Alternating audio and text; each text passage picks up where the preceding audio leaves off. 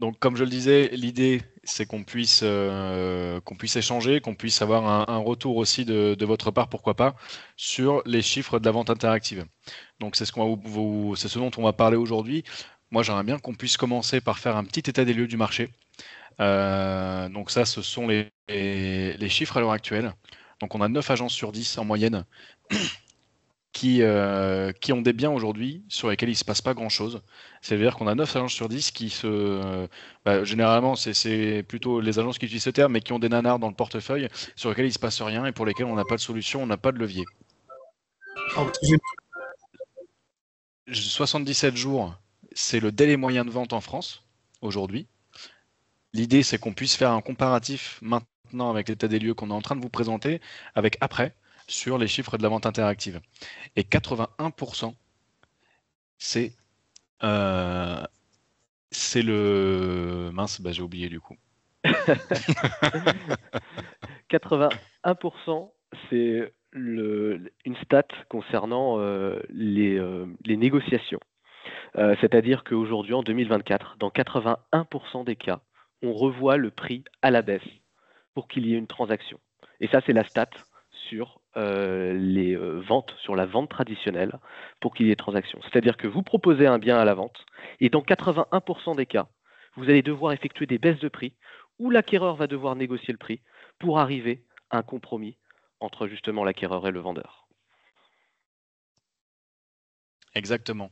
Et là, on va passer sur la partie un petit peu plus historique de 36 heures IMO. On va aller assez rapidement sur le sujet pour rentrer un peu plus dans le concret derrière. Donc historiquement, 36 heures IMO, ça découle de Notariat Service. À l'époque, en 1967, c'était une entreprise qui proposait des services de communication et de transaction pour les notaires. Ils ont développé ImoNote en 1997 et quelques années plus tard, ils ont développé 36 heures IMO pour parvenir à créer un pont entre l'offre et la demande le plus rapidement possible. Donc ça vient supporter les notaires sur les sujets qui les concernent, sur la transaction immobilière, donc notamment pour les successions et les divorces. Le but du jeu, en ce qui concerne en tout cas cette transaction-là, c'est que ça nécessite pas mal de vélocité. Donc on a besoin de trouver rapidement un terrain d'entente. Donc ça fait plus de 15 ans aujourd'hui qu'on travaille avec les notaires. On travaille depuis 2023, fin 2023, donc un tout petit peu plus d'un an avec les agences immobilières. Et aujourd'hui, on travaille avec un peu plus de 450 agences. Et en tout et pour tout, sur les professionnels de l'immobilier, on est entre 1000 et 1200. Donc voilà un petit peu pour le contexte historique. Et maintenant, pour ce qui concerne le marché, il faut savoir qu'en France, c'est un marché qui est encore un peu poussif. On a des voisins européens qui font beaucoup mieux que nous. Je vais commencer par le Royaume-Uni. Le nombre de transactions immobilières en Royaume-Uni, on est entre 35 et 40% des transactions immobilières qui se font en vente interactive. En Espagne, on est plutôt aux alentours de 30 à 35%. Les champions du domaine, ce sont les pays scandinaves. On est entre 90 à 95% des transactions immobilières qui se font en vente interactive. Chez eux, c'est un standard, c'est une norme. C'est quelque chose qui est venu révolutionner ce marché-là. Ce sont tous des pays qui ont connu comme nous le Covid, l'inflation, et ce sont surtout des pays qui ont su s'adapter sur ce marché-là. En France, je vous donne les statistiques, on est à 1% des transactions immobilières en 2023 qui se font en vente interactive. En 2024, sur un marché extrêmement tendu pour tout le monde, on double, on passe à 2%. Donc ça paraît peu, mais pour avoir une statistique comme ça en 2024, c'est quelque chose qui se développe énormément. Aujourd'hui, sur le marché, on est leader sur la vente interactive. On a, comme je vous le disais, un peu plus de entre 1000 et 1200 clients et on a effectué plus de 6000 ventes sur les années qui se sont écoulées. Alors justement, à ce propos, et c'est là qu'on va pouvoir entrer dans le vif du sujet, on a décidé de vous partager des chiffres forts, justement basés sur les retours de ces 1100 clients, notaires et agences immobilières confondues. Et évidemment, sur 6000 ventes réalisées, tout contexte confondu et tout bien confondu. Donc ce qui nous permet quand même d'avoir des tendances qui se dégagent assez solides.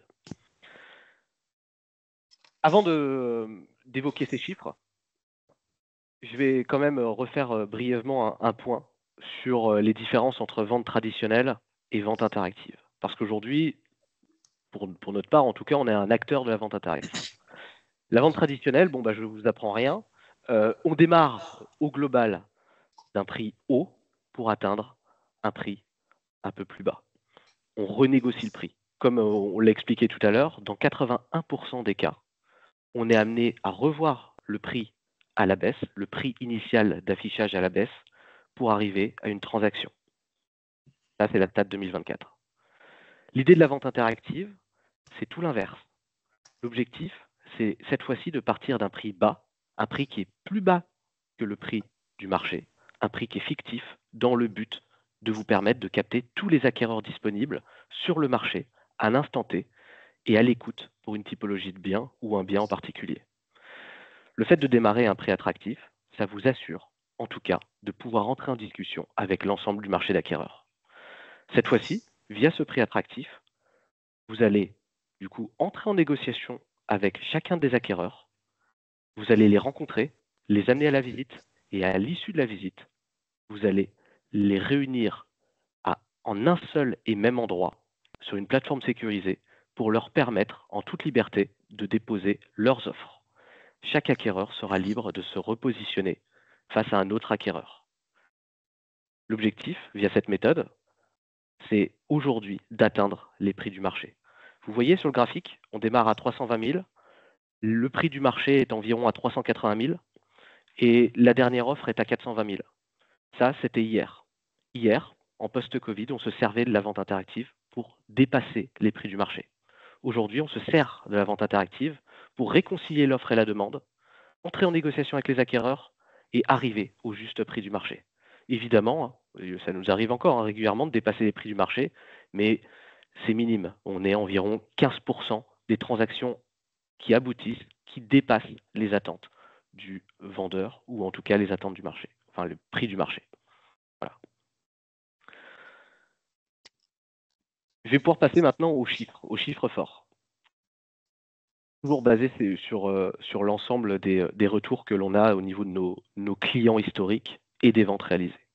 Sur l'ensemble des contextes et de la période, on arrive à un délai de commercialisation, un délai moyen de commercialisation en vente interactive qui correspond à 28 jours. 28 jours, c'est le délai moyen. On a des exemples où des clients commercialisent durant 5 jours et effectuent la vente au bout de ces 5 jours. J'ai d'autres exemples. Cet été, par exemple, on vendait un château dans le Pays Basque. Ce château, évidemment, on ne va pas se donner 5 jours pour trouver les acquéreurs. On va se donner un délai plus important. On s'était donné 3 mois. L'ensemble de ces statistiques croisées nous amène à un délai moyen de commercialisation en vente interactive de 28 jours.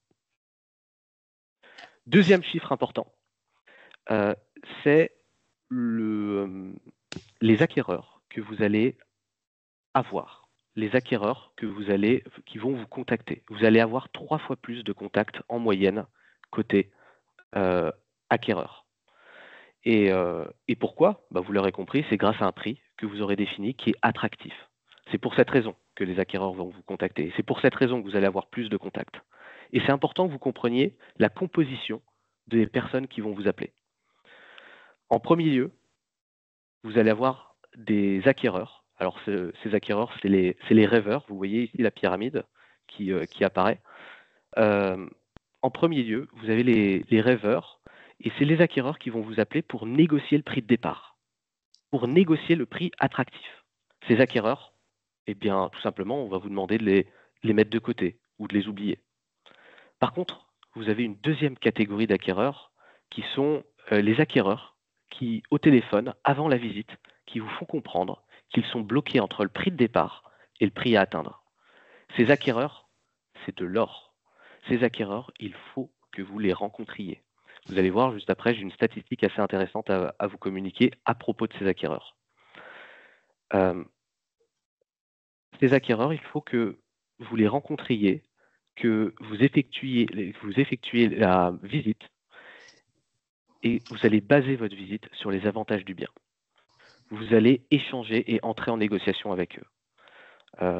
Vous allez voir qu'une grande partie de ces acquéreurs qui prétextaient au départ ne pas avoir le bon budget finissent par se positionner sur le bien. Je vous communique la statistique juste après. Troisième catégorie d'acquéreurs, c'est les acquéreurs qui vont acheter cash, qui ont le budget. Et finalement, ça, c'est la part des acquéreurs finalement la plus rare. Mais en tout cas, il faut se focaliser sur les 2 dernières catégorie d'acquéreurs et c'est eux qui vont vous permettre d'arriver à la transaction en vente interactive. Justement, du coup, j'évoquais la deuxième catégorie d'acquéreurs et on s'est rendu compte à 36 heures IMO qu'aujourd'hui, 52% des acquéreurs finaux en vente interactive, hein, donc 52% des acquéreurs qui vont au bout et qui signent un compromis de vente sont des acquéreurs qui vous évoquez au téléphone ne pas avoir le budget pour pouvoir se positionner sur le bien en question, qui évoquaient durant votre découverte être bloqué par exemple à 10 000 euros en plus du prix de départ, si je puis dire. Et c'est là qu'est toute la force de cette solution. C'est que ces acquéreurs-là, vous pouvez être sûr, vous pouvez avoir la certitude que jamais ils vous auraient contacté en partant d'un prix haut en vente traditionnelle. Et une fois encore, c'est là que réside la clé de la solution. C'est que cette fois-ci, grâce à un prix de départ attractif, vous pouvez vous assurer d'entrer en négociation avec l'ensemble des acquéreurs disponibles sur le marché. Donc vous l'aurez compris, on essaie de suivre un petit peu les étapes de la vente interactive. Ici, on est à la 4e, c'est le moment où on va commencer à recevoir des offres sur la salle de vente. Il y a évidemment pas mal de choses à dire sur le sujet. La statistique la plus importante, c'est celle qui vous est présentée à l'écran. Évidemment, parfois, on n'atteint pas le prix de réserve. C'est normal, ça arrive. Parfois, c'est simplement une question de positionnement de prix. Ça peut être aussi une question de diffusion. Ce qui est important de retenir, c'est que dans 45% des cas où la vente n'atteint pas le prix souhaité par le vendeur, donc son prix de réserve, la vente finit quand même par aboutir sur un compromis. C'est-à-dire que quand on n'atteint pas le prix de réserve, on reprend l'exemple de tout à l'heure, on était à 380 de prix de réserve et 320 000 euros de prix de première offre possible. Et si on se trouve juste entre les deux, ou qu'en tout cas le prix de réserve n'est pas atteint, on vient quand même relancer les négociations avec le vendeur sur a priori un bien sur lequel on n'avait pas d'autre levier et il ne se passait pas grand-chose depuis quelques ans. C'est vraiment là l'essence même, je pense, de la vente interactive, c'est qu'on vous propose avec ce système de vente-là une solution pour débloquer des situations dans lesquelles vous êtes et qui, la plupart du temps, sont inconfortables. Sur des biens qui sont usés depuis quelques mois, on va faire plusieurs allers-retours. On va essayer de négocier une fois, 2 fois, 3 fois les baisses de prix. L'objectif avec la méthode de vente interactive, c'est de n'avoir à faire qu'une seule fois cet aller-retour-là. On va faire une fois la négociation, c'est même pas une négociation de baisse. Ce que vous proposez à votre vendeur, finalement, c'est de prendre le risque de vendre son bien au prix le plus juste sur le marché. Et donc, dans 45% des cas, où ce prix-là, le prix que lui en souhaitait, ou que elle en souhaitait, pardon, n'est pas atteint, la transaction s'effectue quand même, avec l'acquéreur ramené chez 36 heures IMO. Et donc là, on passe à la dernière étape, qui est donc l'étape de négociation. Ce qui est très important de se rappeler, c'est le taux de transformation qu'on a en tout sur la plateforme. Donc sur la plateforme, on a un taux de transformation de 46% environ, en sachant que la plupart des transactions, que certaines transactions, une grosse partie, se fait également en off. On a parfois des clients qui nous rappellent que la vente interactive a permis de ramener un acquéreur et que finalement, c'est cet acquéreur-là qui a pris, mais on n'est même pas passé par la salle de vente interactive. Donc simplement avec la plateforme, on atteint 46% de taux de transformation sans avoir vraiment cette visibilité sur ce qui se passe en dehors. Me permet de compléter quelque chose, histoire d'être au plus juste sur les statistiques et les informations qu'on vous transmet. Lucas a justement précisé que cette statistique correspondait à une statistique globale depuis le départ sur la plateforme. Aujourd'hui, vous le savez, on est dans un contexte qui est plus compliqué. C'est plus difficile de vendre, notamment dû à des vendeurs qui sont parfois déconnectés de la réalité, ou même parfois souvent déconnectés de la réalité. Aujourd'hui, on n'est pas véritablement à 46%. On doit être aux alentours, en fonction des secteurs et des zones géographiques, basés entre 37 et 40% de taux de transaction en vente interactive. Mais compte tenu du contexte et de la situation du marché, c'est un taux qui est extrêmement bon, ou en tout cas que nous jugeons extrêmement bon. Et donc là, on va passer au cas d'usage. Évidemment, il y en a plusieurs sur la vente interactive. Nous, on a décidé d'en recenser 4. Ces 4 cas d'usage-là, ce sont a priori les cas d'usage auxquels vous faites le plus face dans votre activité. Premièrement, on a le bien usé, évidemment, donc ce bien sur lequel il ne se passe pas grand-chose depuis plusieurs mois, sur lequel on a un vendeur qui est la plupart du temps trop gourmand pour admettre que le prix qu'il désire pour son bien n'est pas le prix réel, n'est pas la valeur réelle du bien sur le marché à l'instant T. La statistique qu'on a sur les biens usés, c'est qu'en moyenne, c'est un petit peu en dessous d'un taux de transformation. On est à environ 1 sur 3. C'est-à-dire que sur les biens usés que vous avez en portefeuille, vous le mettez en vente interactive, dans 33% des cas, ce bien-là, il finit par se vendre. Ensuite, on a le bien surestimé. Le bien surestimé, je vous ai mis un petit 1 en dessous, c'est le nombre de négociations que vous avez à faire pour parvenir à baisser le prix. Parce qu'encore une fois, en fait, on ne prend pas le risque, c'est pas une réelle baisse de prix, c'est une baisse de prix un petit peu déguisée. Donc on lui propose de vendre son bien au prix le plus juste. Le bien surestimé, enfin, je veux dire la vente interactive sur les biens qui sont surestimés et face à des vendeurs qui sont gourmands, c'est super efficace parce que ça lui permet de prendre conscience de l'état réel du marché. On lui propose une sorte d'accélérateur de vérité finalement qui lui permet de tester le positionnement du prix de son bien sur le marché à un instant T. Et c'est pour ça qu'il ne faut qu'un seul aller-retour. Ensuite, on a évidemment les biens attractifs. Les biens attractifs, c'est la typologie de biens qui fonctionne le mieux en vente interactive. Sur les statistiques globales, on a 20% des ventes interactives qui dépassent les attentes du vendeur. Pour la majeure partie de ces 20%, il s'agit donc de biens attractifs. Ce sont ces biens que vous allez publier, vous allez cliquer sur le bouton publier et vous savez que vous allez avoir une dizaine d'appels dans les jours qui suivent concernant ce bien-là. Ben, le but du jeu, c'est justement de le mettre en vente interactive parce que ça vous permet de vendre la plupart du temps au-dessus du prix souhaité par le vendeur. Et ça vous permet de le vendre rapidement, même si en règle générale, les biens attractifs, c'est quelque chose que vous allez pouvoir sortir en 2 semaines, un mois. Le but du jeu, ça reste de vendre, d'avoir une satisfaction client encore plus prononcée. Et derrière, on a les ventes rapides. Donc, on en parlait tout à l'heure, succession et divorce, notamment pour ce qui concerne les notaires. Et pour vous, agent immobilier, on a aussi tout ce qui est pré-relais et mutation. Et bien là, le but du jeu, c'est d'avoir un délai de vente le plus court possible. Je vous rappelle la statistique aujourd'hui sur le marché français. On était à 77 jours. Donc, en fait, on vient diviser par 3 le délai de vente avec la vente interactive. En ce qui concerne les avantages pour vous sur la vente interactive, donc on en a évidemment cité plusieurs puisque les chiffres sont assez équivoques, mais on a récupéré quelques-uns pour vous faire cette conclusion-là. Le premier, ça va être de vous démarquer de la concurrence. Quand on a en face des profils d'agences qui sont a priori les mêmes que les vôtres, mais qui parviennent pas forcément à se démarquer et qui se traînent les mêmes biens usés depuis plusieurs mois que vous, le but du jeu, ça va être d'aller chercher l'exclusivité et de rentabiliser les efforts et les investissements de communication que vous avez faits. Donc ça rejoint le point numéro 2, donc de capter plus de mandats exclusifs. Ensuite, on en parlait également sur les biens qui sont surestimés. Ça me permet de montrer la réalité du marché à un vendeur à un instant T. Je vous l'avais dit quand je vous ai parlé d'accélérateur de vérité. Ensuite, ça permet également de débloquer des situations. Donc ça va être notamment en lien avec ces vendeurs-là qui sont trop gourmands et décorrélés de la réalité. Ça permet aussi de débloquer des situations bloquantes, comme je vous l'avais dit, avec des biens qui sont usés, où on va essayer d'en sortir le maximum. Et pour l'instant, la statistique, c'est effectivement 1 sur 3. Et surtout, derrière, de raccourcir les délais. Donc ça, je viens d'en parler. La statistique marché aujourd'hui, c'est 77 jours et on va le diviser par 3 pour atteindre 28. Et ensuite, on vient enrichir son fichier acquéreur, puisqu'on va aller chercher 3 fois plus d'acquéreurs avec la vente interactive qu'en négociation classique.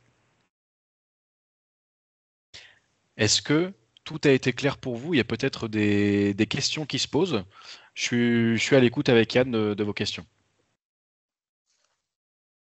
Moi, j'ai plusieurs questions déjà depuis le début. Vous me parliez que vous aviez vendu 6 000 biens, mais vous n'étiez pas clair sur la durée. En combien de temps avez-vous fait ces ventes-là? Depuis quand? Depuis 2009. Ah oui, d'accord. Deuxièmement, quel type de mandat faut-il utiliser? Parce que, bon, on ne peut pas rentrer un mandat au prix attractif de départ. Donc, on ne peut pas rentrer un mandat sans chiffre non plus. Comment se positionne-t-on? Quel type de mandat faut-il utiliser?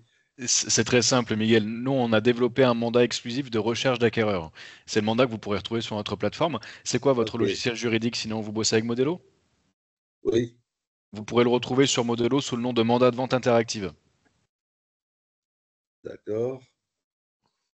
Et vous avez également l'avenant de vente interactive dans la catégorie avenant proposés par Modelo. D'accord. Merci. Et j'avais une dernière question. Oui, la com, elle est intégrée dans le prix des enchères. Enfin, normalement, oui, je suppose, mais enfin, j'ai pas vu le mandat, donc je suis en train de vous poser une Ouais. question qui est peut-être répondue, dont la réponse se trouve peut-être dans le mandat. Je Pas sais pas. forcément, mais c'est important de clarifier, c'est une très bonne question. Ah, c'est Le pourcentage est basé sur le prix à atteindre. C'est-à-dire que si vous démarrez, si le prix de départ, le prix attractif est à 150 000 euros et que vous souhaitez atteindre 200 000 euros et que à 200 000 euros, votre barème d'honoraires correspond à 5%, eh bien, vous toucherez 5% du prix final obtenu. Et simplement, via cette méthode, vous ne changerez plus de barème d'honoraires. C'est-à-dire que si par exemple vous vendez à, je dis des bêtises, hein, mais si vous vendez finalement à 300 000 euros et que théoriquement votre barème d'honoraires correspond cette fois-ci à 4%, vous toucherez quand même sur le papier 5% de 300 000 euros. C'est-à-dire que votre barème d'honoraires est fixé par rapport au prix que vous ou à l'objectif que vous êtes fixé.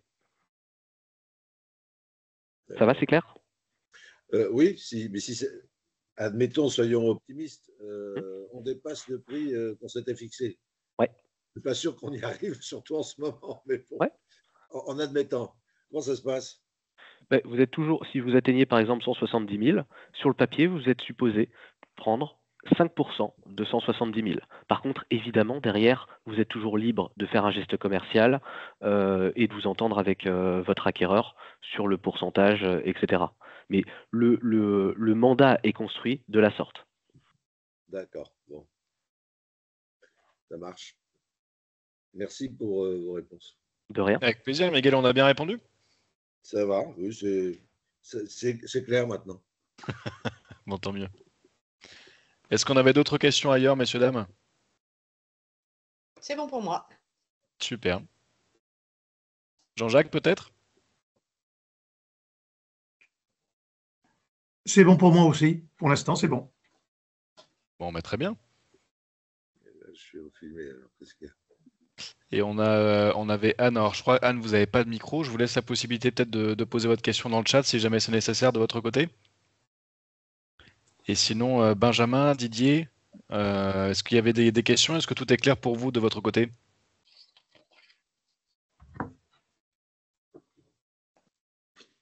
J'ai l'impression qu'on était finalement une petite radio, peut-être. Bon, bah écoutez, si on n'a plus de questions. Ah, super, merci Didier d'avoir répondu. C'est gentil.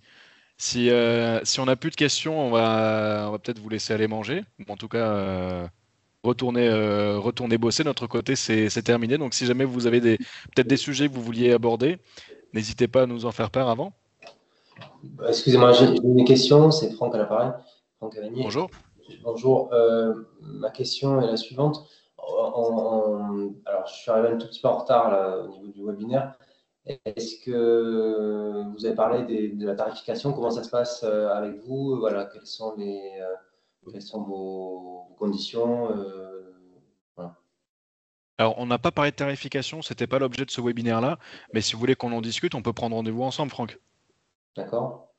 Ok. Donc, c'est pas quelque chose que vous évoquez là, c'est ça? Non, non, non, du tout. Là, c'était vraiment un webinaire de type informatif. C'était pas c'était pour vous communiquer les chiffres qu'on a sur la vente interactive. Mais si ça vous intéresse, on peut prolonger les discussions derrière. Ouais, pas de problème. Je peux vous rappeler après si vous voulez. Ouais, ok, pas de souci. Vous avez mes coordonnées, je pense. J'imagine, si vous les avez rentrés, sinon je ne les aurais pas. J'ai tout mis. Ok, très bien. Merci.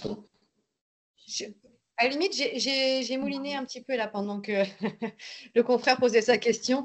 Moi, je débute tout juste. Hein. Vraiment, là, ces derniers jours, je suis en train de mettre en place la vente interactive. Donc, j'ai sélectionné 5 biens, j'ai rencontré 5 vendeurs. La problématique, clairement, c'est… Alors, parce que pour le moment, j'ai diffusé quand même un bien en vente interactive. Donc, forcément, le vendeur est parti voir l'annonce et il lui semble pas si clair que ça qu'il s'agit d'une vente interactive. Parce que clairement, on fait une baisse de prix, on affiche dans nos portails immobiliers traditionnels, type Le Bon Coin, Se Loger, etc., le prix de première offre possible. Donc là, je prends mon cas où on affiche à 399 000. L'annonce, voilà, l'annonce, elle est écrite 399 000 en gros. Et ensuite, dans le texte, dans l'annonce, on met la petite mention. Cette offre est une première offre possible. Et pour le coup, la vendeuse me dit, je trouve que ça donne quand même l'impression que ça peut être le prix de vente définitif, alors que ça ne l'est pas me concernant. Ça tique un petit peu là-dessus. Alors ça, c'est des retours que j'ai pu évoquer d'ailleurs avec certains de nos clients. C'est écrit. Alors ça, si vous voulez, vous pouvez le préciser directement au départ de l'annonce, par exemple. J'ai des clients qui écrivent le prix affiché constitue un prix de première offre possible, virgule, faites vos offres, point d'exclamation. Et en fait, l'objectif, c'est de faire comprendre qu'à partir de ce prix-là, les vendeurs réfléchissent ou considèrent l'offre reçue par l'acquéreur. C'est évidemment pas un prix de vente, c'est un prix à partir duquel les acquéreurs peuvent se positionner. Si par contre vous avez des acquéreurs qui vous appellent et vous disent ah bah tiens moi je veux acheter directement, je veux acheter cash à ce prix-là, là tout de suite faut rebondir, il faut dire mais vous n'avez pas lu, c'est écrit à partir de ce prix-là que vous pouvez vous positionner. Voilà. Votre vendeuse, il faut également la ramener au mandat sur lequel il est bien précisé son prix de réserve, le prix à atteindre ou la valeur du marché de son bien, la valeur du bien, de son bien, et le prix de départ. Donc juridiquement, elle a signé un document précisant exactement quel était le prix de départ et quel était le prix à atteindre. Donc, et le prix de réserve. Exactement, le prix de réserve, voilà. Tout à fait. C'est comme une vente aux enchères, en fait. C'est comme une vente aux enchères. On évite cependant absolument ce mot pour éviter justement de refroidir un peu les vendeurs, refroidir également les acquéreurs, parce que tout de suite, ça a une dynamique un peu plus juridique, plus engageante. Donc on évite le mot enchère, mais entre nous, aujourd'hui, durant ce webinaire, entre professionnels, évidemment, c'est le même concept que les enchères. Oui. La grosse différence, c'est que ici, le vendeur a le choix de décider de vendre ou pas. Alors qu'une enchère classique, il n'a pas le choix. Exactement. Les enchères, c'est pareil. Ah oui. Oui. Après, il est voilà, je l'avais déjà évoqué avec Léa qui me suit. Après, le risque, c'est que si la vente interactive, c'est là où moi je suis dans mes débuts, donc je pense qu'il va falloir adapter le rythme, etc. Mais si la vente interactive n'aboutit pas à une vente, on ne peut pas remettre, enfin moi en tout cas sur mon secteur, c'est impossible de remettre le bien à la vente au prix d'origine affiché. C'est pas possible en fait. Moi sur mon secteur, j'habite sur une île, il n'y a pas 10 000 biens à la vente, donc on va revoir direct, on a réaugmenté le prix, quoi. Ouais, alors sur le papier, je ne trouve pas ça dramatique. Par contre, en effet, il faut prévoir la stratégie. Donc là, on est plus sur une dynamique et un sujet d'accompagnement client. Mais justement, et ça c'est hyper important, c'est pour cette raison que l'on le présente, c'est de vous donner toutes les stratégies envisageables à l'issue d'une vente interactive. Cette stratégie, il faut que vous la présentiez systématiquement à votre vendeur avant de démarrer la vente interactive. Qu'est-ce que j'ai prévu de faire si on ne vend pas ? Et là, dans votre cas de figure, en effet, donc vous êtes sur une petite île, tout comme par exemple une agence immobilière qui pourrait être sur un petit village. L'objectif, ça va être en effet derrière de revenir soit en vente interactive parce que vous avez eu énormément de contacts et vous n'avez pas encore épuisé le marché d'acquéreurs, soit en effet vous reviendrez en vente traditionnelle. Vous ferez éventuellement une petite pause de quelques semaines, mais surtout, du coup, vous allez changer tous les contenus, vous allez refaire une annonce et vous allez par contre en profiter pour négocier une baisse de prix avec votre vendeur et lui dire, vous voyez, monsieur le vendeur, à ce prix-là, ça n'a pas suffi pour avoir suffisamment de contacts, etc. Il faut qu'on revienne en vente traditionnelle. On voit que le marché aujourd'hui n'est pas prêt, mais il faut qu'on ait une vision un peu plus long-termiste et que l'on soit patient. Et là, il faudra négocier une petite baisse de prix et revenir à un prix en vente traditionnelle. Cette fois-ci peut-être un peu plus cohérent par rapport aux véritables valeurs du marché. D'accord, très bien, c'est cohérent. Ça me convient. J'ai une situation assez curieuse.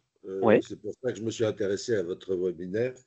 C'est que j'ai rencontré un vendeur qui estimait en province, un peu loin des transports, en Champagne exactement, que son bien valait 268 000 euros. Enfin bon, c'était les estimations des agences locales, etc. Donc, elle m'est arrivée par relation.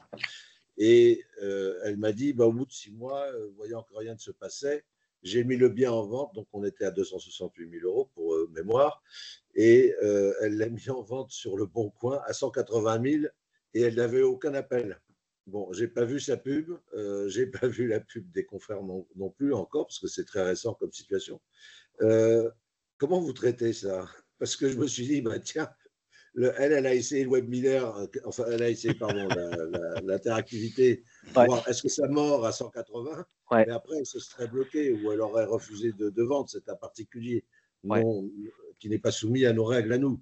Mais bon, comment vous traitez un sujet comme ça? Je suis conscient que c'est un cas.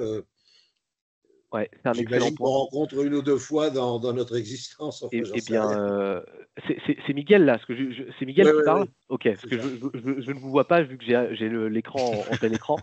Absolument. Ça, c'est un cas de figure que moi-même d'ailleurs j'ai rencontré. Je m'en rappellerai toujours. Il y a eu une fois avec un client. Alors personnellement, je m'occupe du suivi des clients et justement du conseil. Une fois, j'ai conseillé à un client d'être un peu trop agressif sur le prix de départ. Et il s'est non seulement quasiment rien passé, et le peu de contacts qu'il y a eu, c'était des contacts qui ne correspondaient pas à ce qu'on attendait pour la typologie de bien. Et là, présentement, vous m'avez dit, le bien était estimé à 268 000. Il ne s'est pas passé grand-chose. On a démarré à 180 000. Il y a deux explications possibles. La première, c'est que peut-être qu'on a été cette fois-ci peut-être un peu trop agressif. Si on était à 268 000, il y a... C'est la vendeuse qui a fait ça, bien sûr. Ouais. Mais peut-être qu'à 180 000, on était peut-être un peu trop agressif et que dans le lot, on a perdu des acquéreurs. C'est-à-dire que les acquéreurs qui avaient un budget de 180 000 ne se retrouvaient pas dans cette typologie de biens et les acquéreurs qui avaient un budget supérieur ne voyaient pas le bien en question non plus. Donc peut-être qu'on a été trop agressif et moi j'aurais plus conseillé un prix de départ cette fois-ci aux alentours des. Si vraiment le bien était en communication depuis longtemps, j'aurais plus conseillé un prix de départ environ 210, 220 000 par exemple. Si véritablement le prix du marché était 268 000. Deuxième explication que j'ai, et ça par exemple on le voit régulièrement, parfois on s'aperçoit qu'il n'y a pas de corrélation entre prix et attractivité. Ça m'est déjà arrivé de faire des moins 30%, moins 40%. Et rien ne se passe, pas un appel. En effet. Quel est l'enseignement? Qu'actuellement, sur la zone, à cet instant T, personne n'est à l'écoute du marché, qu'il n'y a pas d'acquéreur, tout simplement. Et qu'il va falloir repasser en vente traditionnelle, comme je l'expliquais juste avant, attendre que le marché évolue, que le contexte s'améliore, et pourquoi pas réenvisager une vente interactive dans 2 mois, 1 mois et demi, 3 mois. À vous d'en juger par rapport à l'évolution du contexte. Mais en effet, et c'est ça d'ailleurs l'intérêt d'un outil tel que la vente interactive, c'est de comprendre le marché et de sonder le marché. Est-ce que j'ai des acquéreurs? Si vous êtes un prix attractif et que le bien est attractif, ou en tout cas intéresse, ça bouge tout de suite, ça bouge instantanément.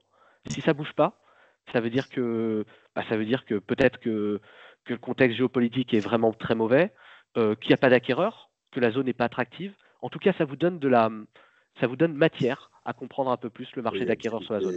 D'accord. Voilà. Bon, je suis désolé, ce n'était pas une question piège, mais c'est non, du du vécu, tout, mais c'est hyper intéressant. Il y a 15 jours. Ah ouais. Non, et moi mon retour, j'ai deux explications, c'est celle-ci. C'est soit on était trop agressif, soit actuellement, tout simplement sur la zone, on n'a personne. Voilà. Je rejoins complètement votre analyse, en effet. Ouais. Très bien. Bon. Parfait. Pour moi, c'est bon. Est-ce qu'on avait d'autres questions du côté des autres? C'est bon pour moi, cette fois. Ok. Le mandat en question, il est signé à la main ou il est signé électroniquement? Sur Modelo, il est électronique. Sinon, les mandats que que 36 heures IMO a rédigé et a mis en place, c'est des mandats en version PDF, inscriptibles électroniquement, ou bien que vous pouvez évidemment imprimer pour faire signer directement en physique à vos clients. Jean-Jacques, pardon, si vous avez des difficultés là-dessus, vous pourrez en parler avec Claire. Je crois que vous êtes sur Protexa, c'est ça? C'est ça. Je vois qu'elle est en train de m'appeler, justement. Ah ben. Je coupe le micro. Au revoir, Jean-Jacques. Au revoir. Bon, écoutez, si vous n'avez pas plus de questions, en tout cas, c'était un plaisir. Vous voyez, on a fait un format très court, notamment sur, on a voulu aller droit à l'essentiel. Sachez qu'on est disponible, avec plaisir pour échanger en un à un. Si vous avez d'autres questions et puis même si vous en avez encore, hein, on est encore un peu disponible si vous le souhaitez, avec grand plaisir. Merci beaucoup. Mais de rien. Merci. Bonne fin de journée. Salut Solène, à bientôt. Au plaisir tout le monde. Bonne journée. J'ai juste besoin de savoir, est-ce que vous allez m'appeler tout de suite après ou est-ce qu'on doit donner un rendez-vous téléphonique? Je vous appelle maintenant, Franck, et on se cale ça dans la semaine qui suit. Ok, pas de souci. Allez, super. Merci. Très bien, à de suite, Franck. Merci. Au revoir, Benjamin, merci. Au revoir, merci. Au revoir.